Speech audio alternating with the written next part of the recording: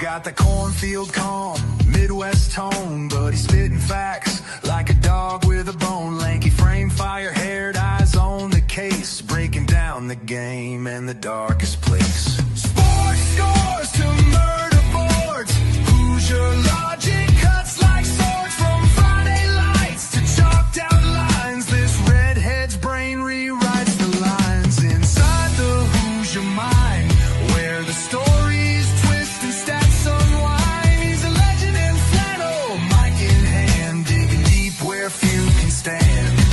From touchdowns to crime scenes raw, he's got the truth in every draw. Yeah, step in if you dare to find what's brewing inside the Hoosier mind. He'll talk Pacers, Colts, or Colts on trial. Hoosier humor with a devilish smile. He's that redhead sleuth with a box of clues. Takes your headline, breaks the news. With every stat and every scream, he's painting portraits in your stream. Don't blink, he'll tie it tight. From game night wins to murder fight. Inside the Hoosier mind, where the facts hit hard and the lines are blind. He's a ginger ninja, smooth and slick, cracking cases play by play quick. From courtrooms to the hardwood floor, he digs for more than just the score. Tune in and don't rewind, you're deep now inside the Hoosier mind.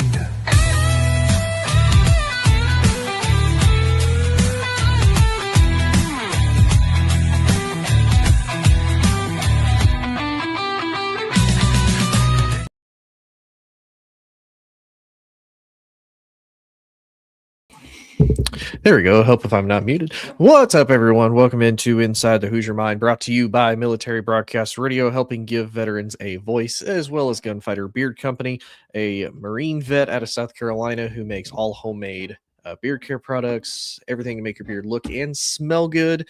Definitely check them out at gunfighterbeardco.com. So we are deep into the off season. We're deep into the off season for both the NFL and college football. And if you have followed the show at all, the last few weeks, we've actually talked a couple of times about the Brendan Sorsby situation. That's actually what Joe and I talked about last week. And then, of course, in true college football fashion, we have a massive update about it, and that's actually what today's episode is going to be about. We're going to talk about Brendan Sorsby's update as far as him not playing college football, him deciding to forego that, go into the NFL supplemental draft. And then, because I didn't do one last week, I am going to continue on the College Football for Dummies series.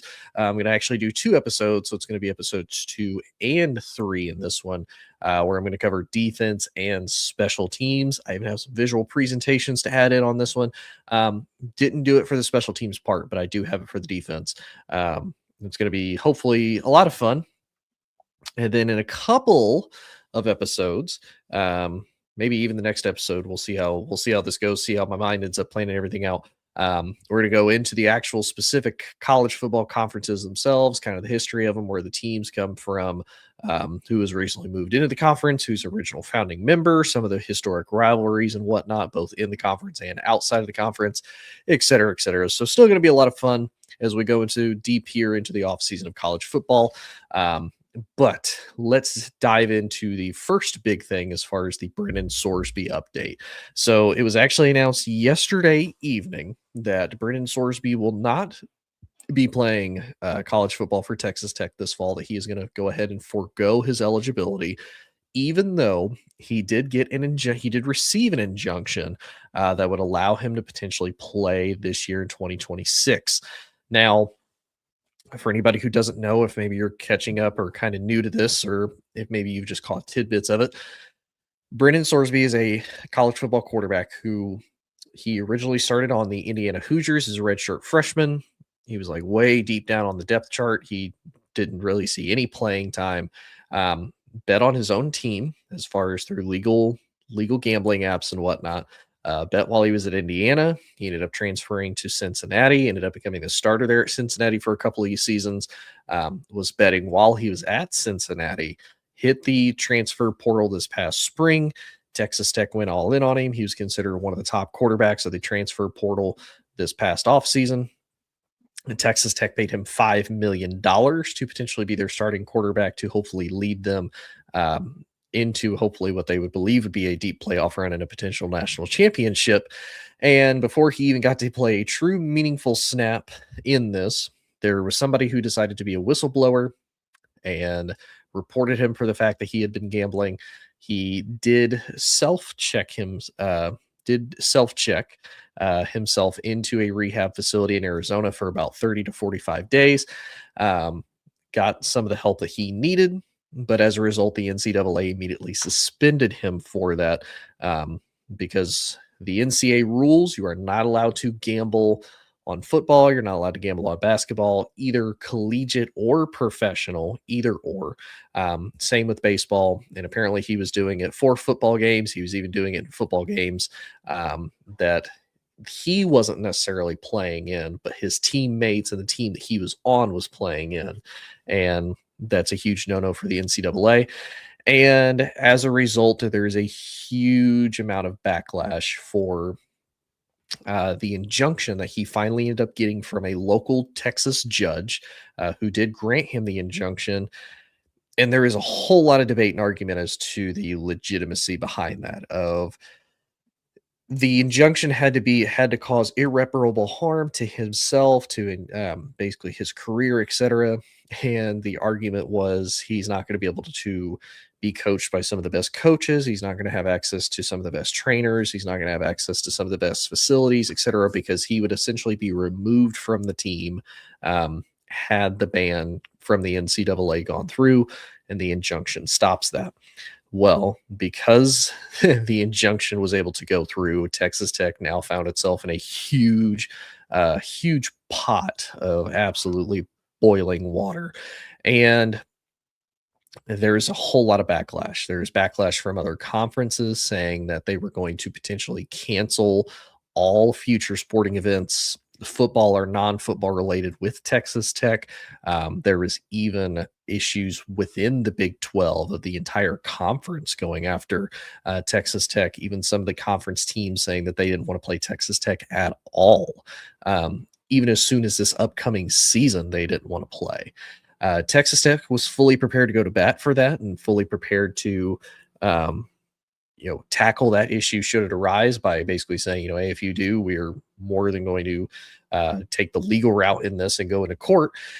And all of this being said, all of it ends up kind of going for naught because Brendan Sorsby decides to kind of forego that and decides to go into the supplemental draft.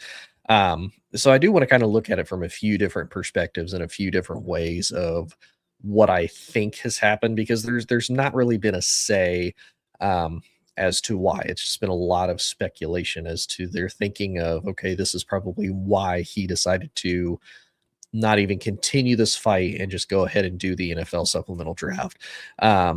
So obviously one of the big situations is because he got the injunction, technically for about the span of a week or two there, he was eligible to play. Now the problem is this is in the beginning to middle of June. The season doesn't start until the end of August. So they've got all summer that they would potentially have to contend with this. The NCAA immediately had an appeal basically typed up, ready to go. All they had to do was hit submit for the time that they figured out what the injunction was going to be. Once they figured out the injunction was going to be in favor of Sorsby, they immediately filed the appeal the same day, and they wanted it expedited to potentially get this reviewed, to get this seen so that they can have the injunction basically appealed and overruled and or thrown out. Now, the other situation on top of that is all of these teams, all of these conferences, even these other teams within the conference going after Texas Tech as a result. Here's where, to me, Texas Tech does get a kind of a unfair rep. Is Texas Tech is doing basically what any other Power 4 team would do for a star student athlete. And I know some people, they're not necessarily a huge fan of Brendan Sorsby. They don't understand why college football has basically been turned upside down for this one guy who he wasn't exactly turning heads at Cincinnati. Like, he was good for the team that he was at Cincinnati, for the talent level that he had, for what he was able to do. He was solid. Now, would that have been different on a significantly better Texas Tech team that has spent a ton of money as far as NIL goes, that has done better as far as NIL with recruiting and the transfer portal both? Absolutely.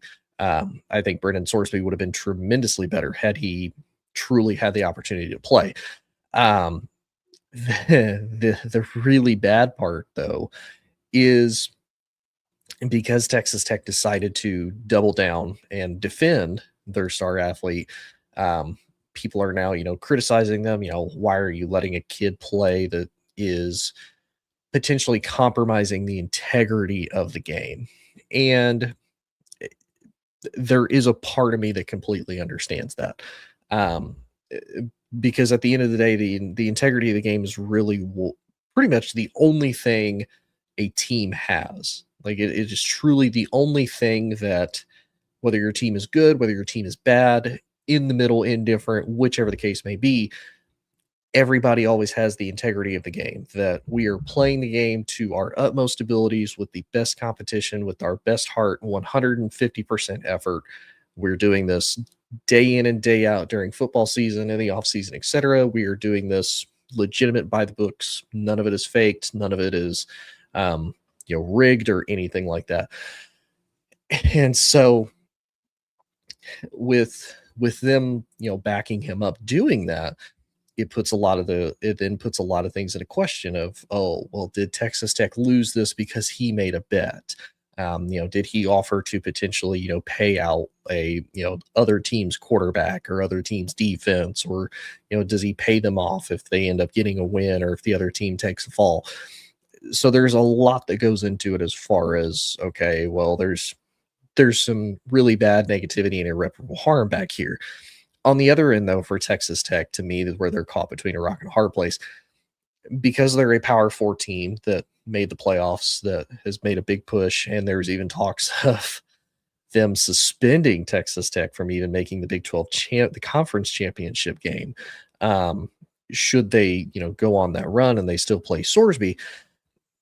Because of that, and because of the question of the integrity, they can't sit here and then not defending.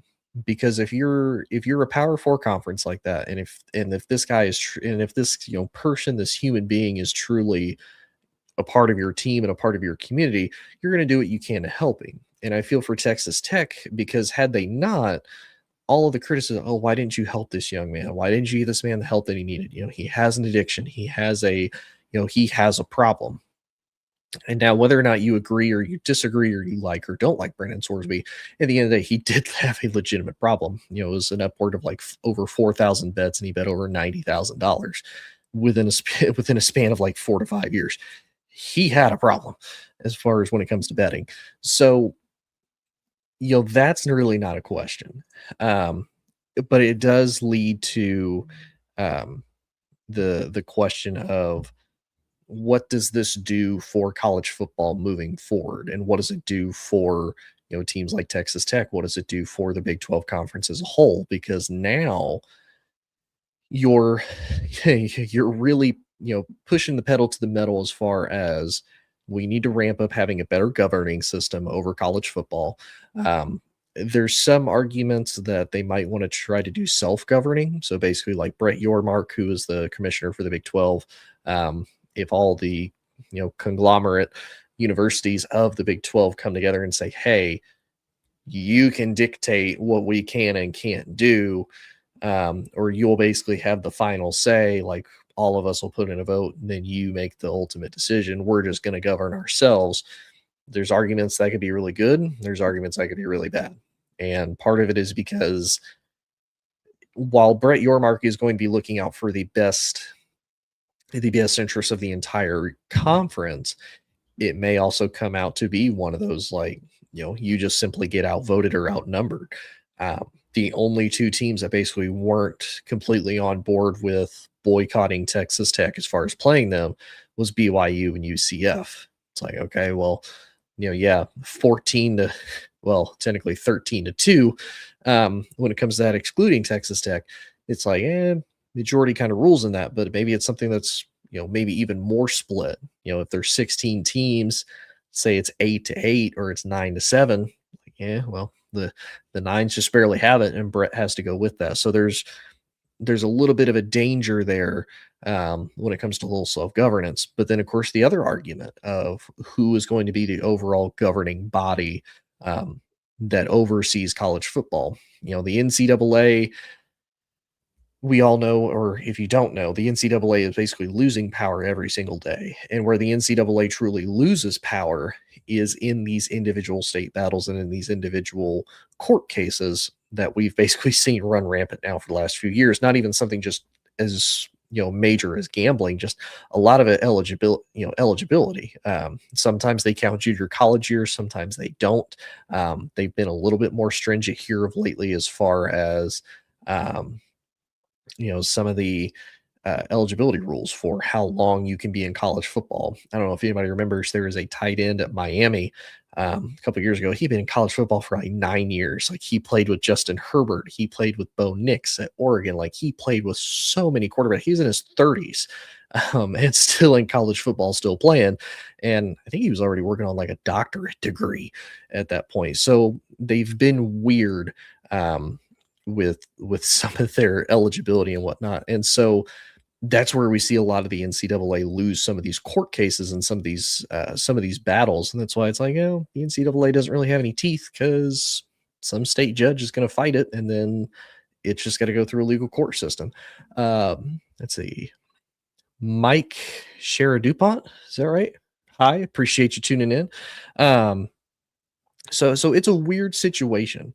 But it does make me wonder then, because it also opens the Pandora's box of now, basically, for any of these student athletes. Um, Obviously, there are a few massive exceptions if you break the actual law, depending on how much and how far the state, and depending on the severity of it, even federal courts want to pursue it. Um, you can almost get away with anything. Look at Brendan Sorsby, breaking the number one rule of, don't. And it's not that you can't gamble; it's you can't bet on the game. You can't bet on yourself, because you have access to insider information. You're privy to, hey, maybe this guy did really well in practice. Maybe this guy just looked absolutely fired up and is absolutely, clicking on all cylinders in practice or warmups. Like, it's a weird tiptoe that you have to try to balance. Um, but the fact that basically any of these guys and kids, they have a problem. Okay, well, I'm going to go find a judge somewhere that's going to make this happen. So it will be really interesting to see. Um, I do wonder too if this was mutual through both parties between Texas Tech and Sorsby. I also wonder, was this more of a kind of a test, and maybe like putting what I would call feelers out of, Brendan says, okay, I messed up. Everybody's not happy with me. All the writing on the wall says I'm not going to be able to play. Like, let me see what happens if I put in an injunction. Are people going to be happy? Are people going to be mad? What's their reaction going to be? Then he sees, the consequences to that. All the conferences coming out that are, livid. All the other teams that are like, we're canceling games and series with Texas Tech. And I even brought it up last episode with Joe of, if let's say I'm a Texas Tech softball player and I'm a freshman coming in, or if I even hit the transfer portal and went to like the Texas Tech softball team, why am I being punished? And why are other teams like, yeah, we don't want to play you Texas Tech in softball because of what a football player done on the men's side? Like, wait a minute, like, wait a minute. Why am I getting punished for what some other dude did that I don't have anything to do with? And the only thing we share is the fact that we go to the same university, have the same mascot name, but I'm getting punished for what he did. No, no. So that to me is, I think, one of the feelers that I think they may have put out to see what the general reaction would be. And then once all the court cases started to come in, once the threat of the Texas Attorney General saying we'll sue anybody who doesn't want to play, and then basically the Oklahoma uh, Attorney General as well as the Kansas Attorney General both said, "Bring it. We'll more than happily meet you in court." I think that was kind of the final straw of we might need to think about this. And then the Big 12 itself as a conference, basically all 15 other teams were fully prepared to go into that legal battle against Texas Tech too. So it is one of those. It's the epitome of the college football offseason because of all that drama, because of everything that goes into that. And then we're sitting here and it's like, well, nothing kind of changed. Like Brendan Sorsby's still not going to play. He's going to go into the supplemental draft. They're more than likely going to turn to the sophomore quarterback, Will Hammond, who I thought he filled in really well for him last year. He filled in for him in the Utah game. That was really big. He ended up absolutely having a great game, having to fill in for Brett Mayer last year, or Bear Meyer, whoever their quarterback was last year. He ended up getting hurt, or I think it's Bear Morton is one of those two. But he ended up getting hurt. Will Hammond comes in, does absolutely great, leads them in ultimately to a win. Now he's got another year under his system. He's got another year under his belt. He's got some experience. He's got some play time. Now there is still some question. It was obviously significant enough that they still felt we still think we need to upgrade the quarterback position. Let's do that via transfer portal, which is why they even went to go get Sorsby. But nonetheless, though, I think Texas Tech will still be okay. The schedule for them is really not daunting. They still have a pretty easy path for the Big 12 championship game, and more than likely even a playoff appearance. But they have to win. They absolutely have to win the Big 12 in order to get that, just because they don't play an extremely tough schedule. So this year they play Abilene Christian, probably going to win. They place Oregon State, probably going to win. Houston to open up Big 12 conference play. And then they have one more out of conference play. They play Sam Houston. That should also be a win. And then Colorado, Arizona State, Cincinnati, Arizona, West Virginia, Oklahoma State, Baylor, TCU. None of these teams that they are facing are technically ranked as it stands right now. Like absolutely none of them. What is that? Lisa Collins. Hi, Lisa. Appreciate you tuning in. And Amber and Laura from Into the Weeds. I see you too. Appreciate you stopping in. So Texas Tech kind of has a really cupcake schedule to walk into the Big 12 championship. So I think there's a lot of opportunity for Will Hammond to grow. I think there's a chance for him to maybe get some momentum and really, fight. But just with this schedule, had they tried to, keep Sorsby playing and then, be suspended from the Big 12 championship with that weak of a schedule, I don't think they would have been able to do it. I don't think that they would have been able to. I don't think they would have been able to make the argument of, yeah, we deserve to be in. I don't know about that there, man. I don't know about that one. But nonetheless, though, we'll move on from Brendan Sorsby. Like I said, that's an interesting development.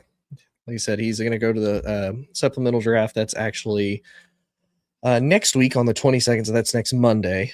And if anybody doesn't know what the NFL supplemental draft is, it doesn't happen very often. There's like 3 set conditions that have to happen for a player in order for them to come available in the supplemental draft. And basically he meets like one of the 3 criteria for it to happen. And basically teams have the chance. It's kind of like trading a pick. So let's say the Browns feel like he's worth a first-round pick. They can bid a future first-round pick for him. And if if nobody else wants to potentially bid that, or if they have a higher pick or bid that they want to throw out there, they can. And if not, oh well. So, and basically whoever is the highest bidder is the one who ends up getting a drafting. So we'll see if that happens. If none of that happens, he'll be an undrafted free agent. Then he can go anywhere from that point. But there are plenty of quarterback needy teams that they'll probably be looking for Brendan Sorsby to hopefully be on their starting roster. Do I know what Stitch is? Like Lilo and Stitch? Like Experiment 626 Stitch? Or are we talking about a different type of Stitch? Let me know. But anyway, let's talk about college football for dummies, though. So I talked last week about offense, and I didn't have a visual to show with it, but I do this time. I have this. There we go. Perfect. Don't know why it's doing it this way, but whatever. This works. Okay. So, yeah. So for the offense, just a real quick little recap. You'll have 11 people that can be on the field. You have the quarterback, you have the running back, you have the two. You can have 2 tight ends. You can even have up to 3, just depending on the offensive formation that you're in. I'm not going to go that deep as far as formations. 1, because I don't know that many, and 2, that's a lot. We're just trying to cover the basics, so that way, if you're watching the game with a loved one, friend, whoever, and you want to have a good time, this is where you can do it. So you have your offensive line, which is the center, the 2 guards here, and then the 2 tackles. And then you have the 2 wide receivers. Again, you can have more wide receivers. Basically, you can only have 11 people on the field. And typically, at minimum, you'll have your offensive line. So you'll have these 5 guys almost always on the field. Your quarterback will more than likely always be on the field because you got to have somebody to throw the ball. But then after that, all these wide receivers, these tight ends, these running backs, these can all be switched out. You can have 5 wide receivers. You can have 4 and a tight end. You can have 3 wide receivers, a tight end, and a running back. There's so many different plays and combinations that you can do with this. And so there's a lot you can kind of play with as far as formations go. But just a quick recap as far as the offense goes. Now let's move over to the defense. So I want to preface this by saying that the defense, same as the offense, there's a lot of different packages and styles and formations that you can go into and that you can deal with. The biggest is typically the 2 main like base formations, or the foundation of your defense, is a 4-3 or a 3-4.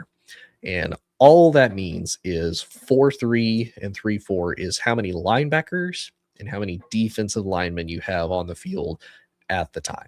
So this first one here is a 4-3. So basically that means you have 4 defensive linemen. Typically it's 2 defensive ends, 2 defensive tackles, 3 linebackers, and then you have 4 what they consider all defensive backs. Technically they're defensive backs and safeties, but usually they're kind of all looped together in one. Even though positionally they do play a little bit of a different style. But when you watch them on the field, they kind of all do the same thing. But the defensive end here, so the guy at the top and the guy at the bottom, if we're looking on the offensive page, this would be on the other side of it. So the 2 defensive end here, their job, or they're also known as pass rushers. Technically, all 4 of these guys are typically considered pass rushers. The defensive end, their job is to go after the quarterback, or technically whoever has the ball when it's snapped. And if you remember from the offensive side, when I say snapped, I meant the center, the guy here, right in the very middle, he hands the ball to the quarterback, and then the quarterback either hands it to the running back or throws it, or basically tosses it to one of these players, the wide receiver or tight end, and then it's off to the races from there. The defensive end, their job is to basically go after the guy that has that. That's their only job that they have to do. Now, the defensive tackles, kind of the same thing. So what they want to do is they're also going after whoever has the quarterback. Their job also is, if we look back here on the offense, if the quarterback hands it to the running back and the running back decides to run up here through the middle, or tries to run to what they call the outside. So the outside is basically, if you see where the tight end and the wide receiver are here, this is the outside of what they call the tackles. So think of this as kind of like a line in the sand. Like, you're protected from here, but you need to get around them in order to move the ball forward to try to score. And so you can either try to run through them, and what happens is if these guys can block well enough, they make what they call a hole. Um, so let's say, this guard here is able to move, um, and they're able to do this, and this center is able to do this. And so now this running back has a clear lane to run basically straight up the middle, and either, gain some additional yards, or they're going to run into the next part of the defense, which is the linebackers. Now, the linebackers, they have two jobs, essentially. Now, the linebackers can do one of two things. The linebackers can either rush the quarterback. So if you're able to see it here on screen, cool. If not, I can try to explain this as best as I can. So if you have your 4 defensive linemen, like I said, think of it kind of like a line in the sand, and they're trying to go after your quarterback or your running back, whoever has the ball. Your linebackers can do one of two things. If they're doing what's called a blitz, these guys, at least one or two, sometimes even all three, these linebackers are all going to run with these defensive ends and defensive tackles against the offensive line or around them to try to go after the quarterback or whoever has the ball at the time. So that's why they're called pass rushing. Blitzing is basically all 7 of these guys run after the quarterback at the exact same time. And technically, some blitzes can have even some of these defensive back guys or cornerbacks or safeties also blitzing with them.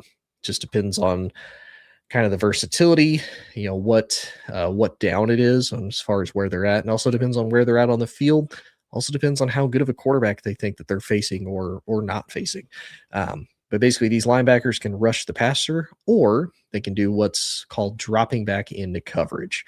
And this is where things might get a little bit confusing. So there's so you have a base 4-3 defense or a base 3-4 defense. Obviously, there's a ton of different what they call defensive packages, or basically different numbers of personnel of different positions that can come on and do different things at different times, and it's all for different reasons, and it's to match whatever the offense has. Okay, and that's where it kind of almost gets into the realm of like intermediate to expert of, if they have like 3 wide receivers, maybe you don't want to have a linebacker here. Maybe you want to have another defensive back to help cover that other wide receiver, and so that way you have 4, 2, and then 5 back here, if that makes sense. And so the linebackers can drop into what they call man coverage or zone coverage. And the best way I can say this is, think of man coverage like if you're on the offense and I'm on the defense, and you catch and the quarterback hikes the ball and you start running. Let's say you're just running in a straight line. We're here at the 50. Let's say you're just running straight up the field, trying to get to the end zone, trying to get open to where your quarterback can throw to you. If we're in man coverage, my job, whether I'm a linebacker or defensive back or whoever, if we're in man, my job is to follow you from the 50 all the way to the end zone, or wherever you decide to stop at. That's where I'm supposed to go with you. And there's like 4 things that can primarily happen with this. Is you throw the ball, the quarterback throws the ball to you.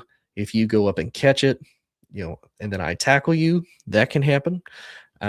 You go up, catch the ball, I tackle you, and you lose the ball. That can be considered either a fumble or an incomplete pass, depending on, and again, this is where things get a little bit weird. If you catch the ball, basically your both feet touch inbounds, and then you start to move, or you take a couple of steps, what they call a football move, and I knock the ball out, that's considered a fumble. If you jump up, catch it, your feet come down inbounds, but then I immediately hit the ball out, depending on the ref, depending on the situation, that can be considered an incomplete pass because you never got the chance, basically, after catching it, to run and make a move afterwards. So that's the other thing that it could be considered. But again, that's more kind of like an intermediate / expert way of breaking it down. So that's another thing that can happen. Now, let's say you and I are both running. quarterback throws, and we both jump up for it, and I knock the ball away from you. That's called a pass breakup. So basically, think of it kind of like breaking up with your boyfriend. Like, nope, not happening.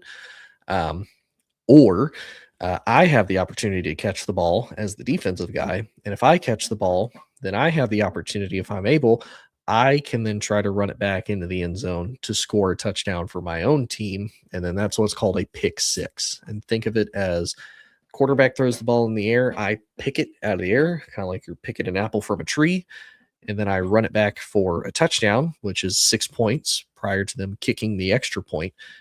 That's more of a special teams thing. But if I'm able to pick it off and then run it back, that's why they call it a pick six. So that's the man coverage. Again, linebackers and defensive backs technically can both do this, but technically anybody on the defense can do can do zone or can do man coverage. Zone coverage is where it gets a little bit weird, and I'm going to be kind of generic with this as much as I can, only because everybody kind of looks at this in a different way. Zone coverage. So typically there's anywhere between, I believe, 9 and 12 zones on the field. And think of zones kind of like, kind of the analogy I think of is, you say you're at your house and you're in the driveway, right? You're in the middle of your driveway. Somebody pulls up in a car, they get out, and they're like, I'm going to go to your front door. You're like, no, not going to my front door. Zone coverage is basically you're kind of there, you're moving a little bit, you're maybe moving a little bit back to try to see where they're going to go, and then you can, counter them early to be able to catch them sooner. And basically, your zone that you're protecting is the driveway in your house or porch behind you. That's what you're protecting. So basically, if they try, you have that area that you're going to cover. Now, typically, these zones can be a pretty decent size, but also the idea is you're supposed to be athletic enough, you're supposed to be good and versatile enough that you can stop them from being able to do that. And kind of the same thing. Any player here can do that. When you, on an actual football field, when you look at it, you typically don't want your big guys like your defensive ends and defensive tackles here doing that. Typically, your linebackers, a little bit smaller, a little bit more versatile, a little bit faster. They can play zone. A lot of your defensive backs or safeties here will play zone, but they can also play man too. But that's usually kind of the two biggest things is it a man coverage? Is it zone coverage? And some people have their favorites. Some have ones that they don't like. And again, each defensive package also kind of comes with different things that they like to do. Sometimes it's even a combination of two. Now, luckily for you, if you're a beginner and you're just kind of wanting to learn the basics, you don't have to memorize all that. You may not even be able to see it from the field. Even as somebody who loves college football as much as I do, if I'm sitting there looking at the snap, I can't tell you if they're in man or zone coverage because, again, these coordinators, they like to disguise stuff, and I don't watch film enough to be able to really tell you, oh, yeah, this is what they're in. And so the other formation that I told you about, so we had 4-3, which is this. Now we have 3-4. This is where you have 3 defensive linemen, typically still 2 defensive ends. Technically, the guy here in the middle can be considered a defensive tackle. He can also be considered a nose tackle. If you hear that, again, kind of the same thing, same idea. Trying to pass rush the quarterback, trying to stuff the run on the inside. And then basically you have a little bit more versatility and flexibility because you now have 4 linebackers instead of 3. But, the way some of them use it, they kind of use the same personnel almost for like a different package. So say you could actually have like a linebacker here rushing with these guys to go after the quarterback. And then you have the 3 still doing their thing as far as, dropping back in man coverage, zone coverage, etc.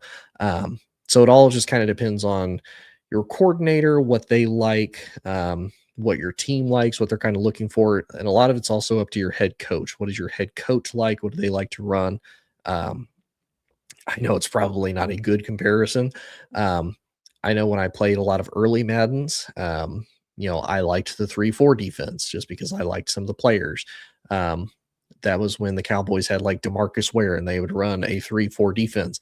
I liked having DeMarcus Ware as a linebacker down here on the line, and I just have him pass rush all the time. I wouldn't even have him go back into coverage to try to pick off a ball or block a pass. Like, nope, I just want you going after the quarterback.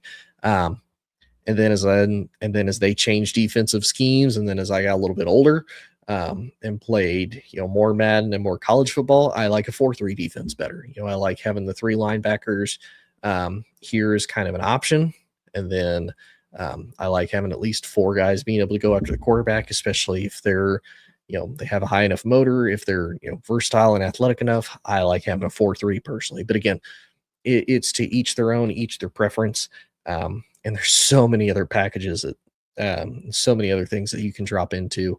Again, for a beginner, a couple other things you might hear.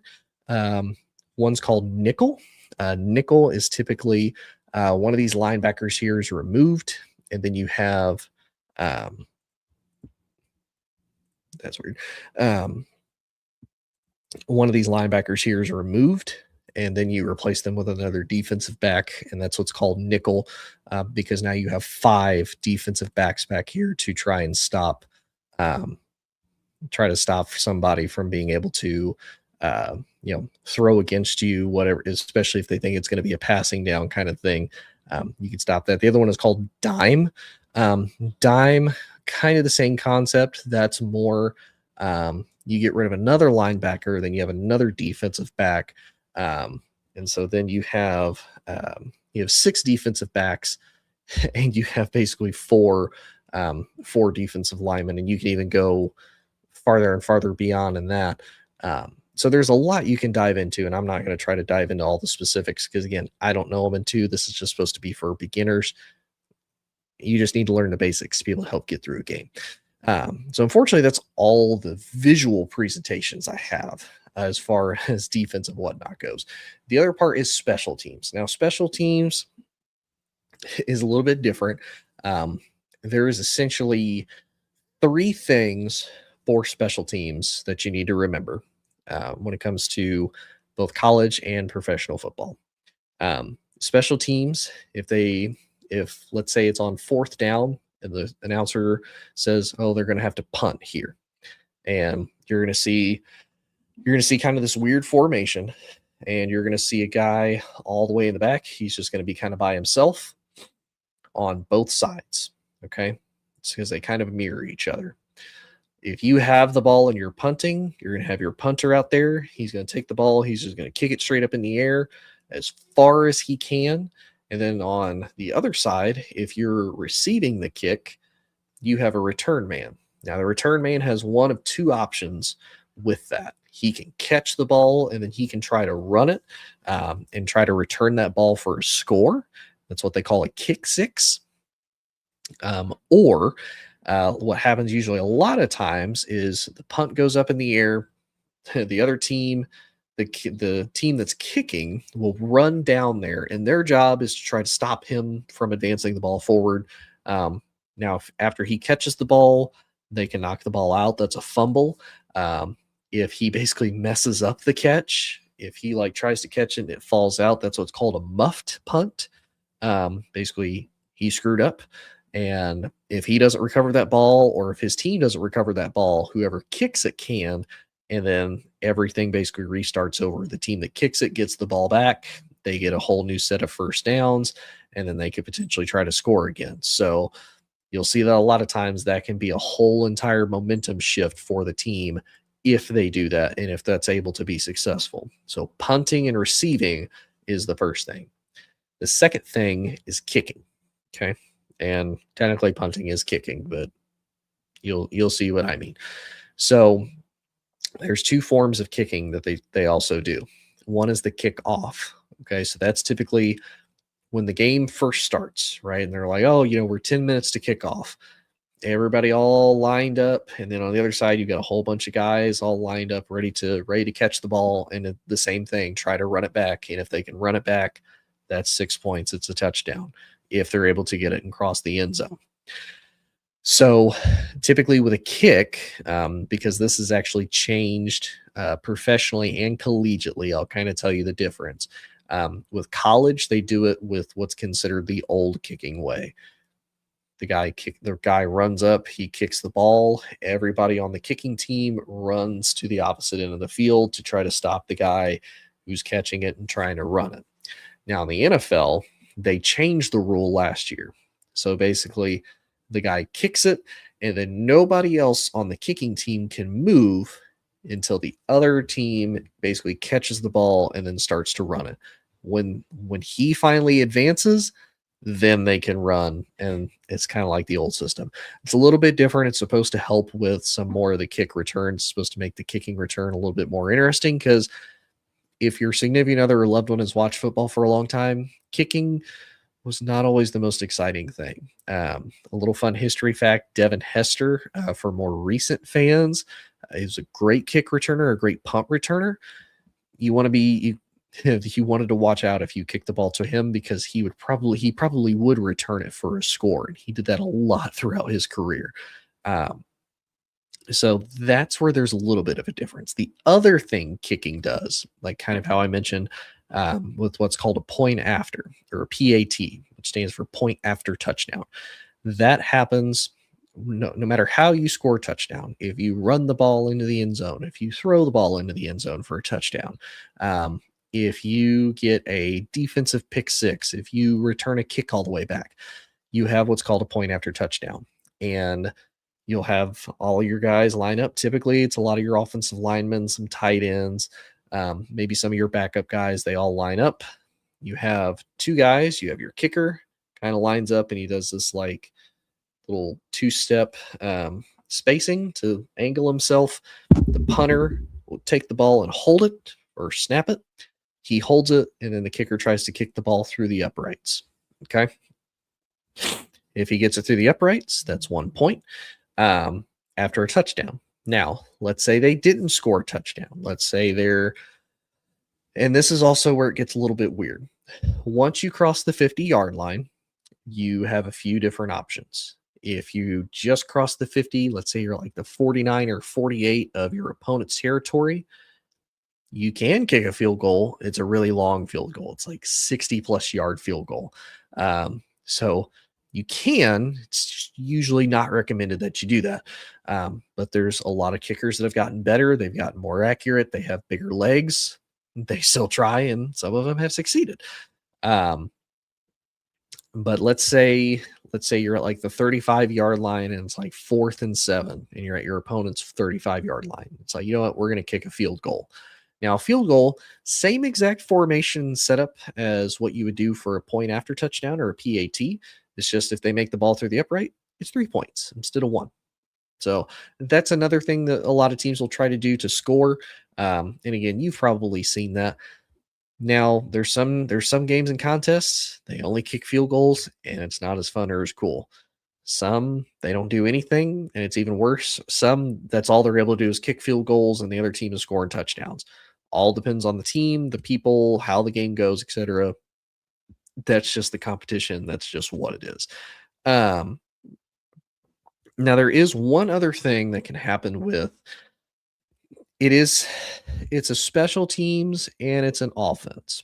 So this is what's interesting about special teams. Special teams is one of the few times where special teams truly incorporates guys on the offense and the defensive side of the ball at the same time. Mostly during kickoffs, some punt returns, you'll have offensive guys with defensive guys. Some guys are just purely special teams guys, so they don't really see any action other than that. Maybe like sporadically, they'll have some time or playing time on the field. Like some wide receivers are really good at returning, like Devin Hester.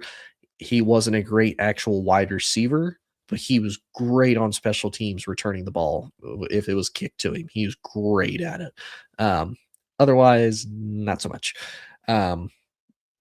You can do what is also called a 2-point conversion. Now, a lot of times they'll bring the offense back for this, but you can still do it with your kicking team, your kicking formation. So let's say you score a touchdown, and touchdown puts you down by 2 points. You score your 6, and for ease of math, let's say the other team has 14. After the touchdown, you have 12, right? So now if you're the head coach and you're sitting there, you're watching, it's like, okay, we have like 2 minutes left and we need to at least tie the game to send it into overtime. Okay, we can either try to trick them with a trick play and act like we're going to go for the extra point and, fake it. And then if we can get the ball to cross the goal line without kicking it, kind of the same as treat it just like a touchdown. If you can get a 2 point conversion of crossing the ball over the goal line, then you get 2 points. And so you go from 14-12 to 14-14. Now you're tied, and now the game can continue on into overtime, and hopefully you can stop the other team from scoring with your defense. Or if you get the ball back, you can then try to score again yourself, either by a field goal or by a touchdown. Oh, there is one other thing I did forget to mention with the defense. So I did mention the defense can get touchdowns via interceptions for returns. They can get fumbles. So basically, when the quarterback has the ball, if the defense runs and hits him and the ball comes out before he throws it, that's called a fumble. Now, once the ball is on the ground, anybody can grab it. The team that has it, if they're able to grab it, hold on to it, they retain possession. If not, the other team grabs it, they have basically two options. If they grab it and they're immediately tackled, they just gain possession of the ball and then their offense comes on.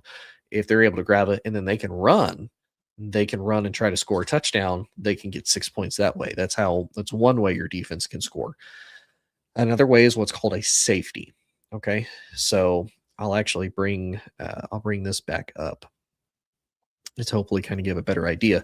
It just may kind of look weird. So just kind of imagine with me here. So let's say you're the offense. Actually, I'm going to move all these to back here. Okay. Back here, because this is your end zone, right? If this is your 10, this is your 5, the end zone, this white line right here. And let's say the defense runs and they hit your quarterback and your running back just finally gets handed the ball. Somebody tackles him and he stays here in the end zone that he gets tackled. That's what's called a safety. And a safety in football is worth 2 points. And then once that's done, once the safety's done, they have to kick the ball then to the team that just got the safety. So then they'll punt the ball away, and then the team has an opportunity to score more points, whether it's a field goal, touchdown, etc. So theoretically, if you were to get a safety and then a touchdown, and then you did a 2-point conversion, you could get 10 points all within the span of what they would consider like one drive. Theoretically. Doesn't happen very often, but it can. So yeah, I think that's just about everything I can think of as far as defense and special teams goes. Again, for beginners, for people that, like I said, if you're trying to help learn to understand, to maybe help enjoy, help yourself enjoy and learn the game more with the family, friends, loved ones, etc. Definitely check it out. Definitely let me know what you like, what you don't like. Like I said, over the next few episodes, then I'm going to move on to kind of the more fun and cool stuff. I'm going to talk about the history of the conferences, where they kind of came from. I'm going to focus mostly on the Power Four conferences, which I'll get into who those are, what they are, etc.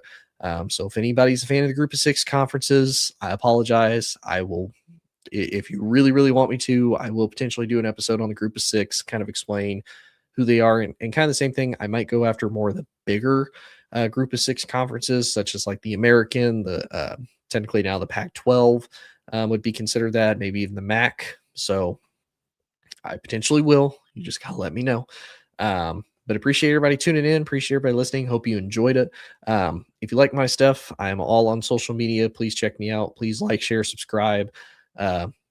Everywhere on social media, Facebook, YouTube, TikTok, Instagram, at Inside the Hoosier Mind. If you like military broadcast radio, if you want to hear other veterans actually tell cool stories, give cool life advice, anything like that, check out Military Broadcast Radio. There's a little QR code right there on the screen, or you can just go to mbradio.us. We have a ton of great veteran show hosts, great veterans that they tell their stories about when they were in. They have other guests that do the same thing.